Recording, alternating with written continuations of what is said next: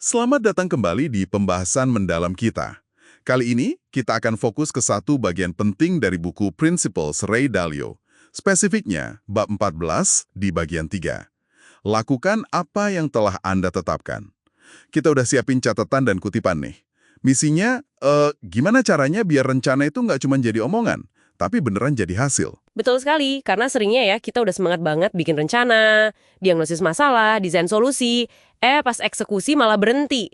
Nah, bab ini tuh kayak ngasih panduan praktisnya gitu, biar nggak cuma wacana. Oke, kita bedah ya. Poin pertama yang kayaknya langsung ngena, itu soal pentingnya kerja buat tujuan yang bener-bener bikin kita semangat. Dan gimana kita nyambungin kerjaan harian kita, yang kadang remeh-temeh itu, ke tujuan besar tadi. Iya, yang menarik itu Dalio nekenin banget soal konsistensi motivasinya ya.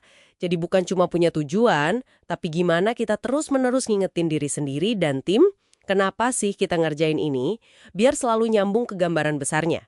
Terus, dia juga bilang, jangan buru-buru action. Pikir dulu, bikin rencana mainnya. Bahkan cari solusi kreatif yang mungkin bisa motong jalan buntu gitu.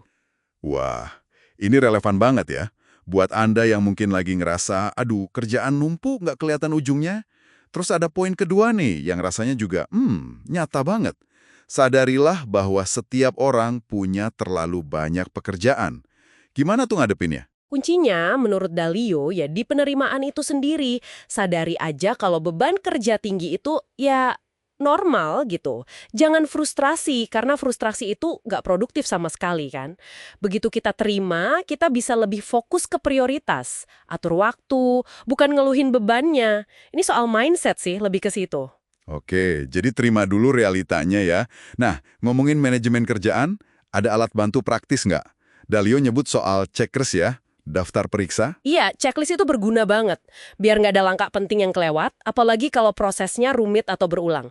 Tapi, nah ini penting, ada peringatannya juga. Jangan sampai kita mikir kalau udah centang checklist, ya udah selesai tanggung jawab kita. Nggak bisa gitu. Pemikiran kritis, rasa memiliki kerjaan itu tetap nomor satu. Checklist itu alat bantu, bukan pengganti mikir. Ini dia nih bagian yang, wah menarik banget menurut saya. Setelah semua kerja keras, mikir strategi, pakai alat bantu, ternyata ada kebutuhan buat istirahat dan merayakan pencapaian. Bunyikan lonceng katanya. Kenapa ini masuk di bagian eksekusi? Justru ini krusial.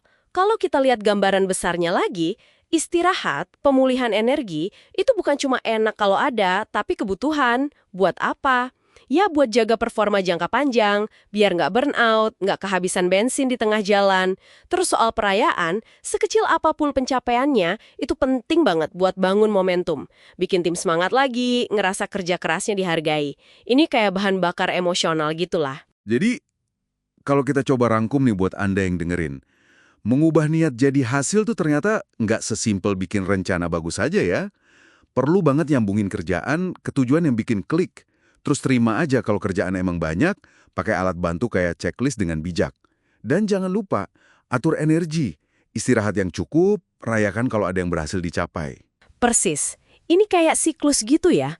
Rencanain, kerjain, lihat hasilnya, refleksi, isi energi lagi, terus perbaiki lagi rencananya. Jalan terus. Eksekusi efektif itu ya belajar dan adaptasi terus-menerus.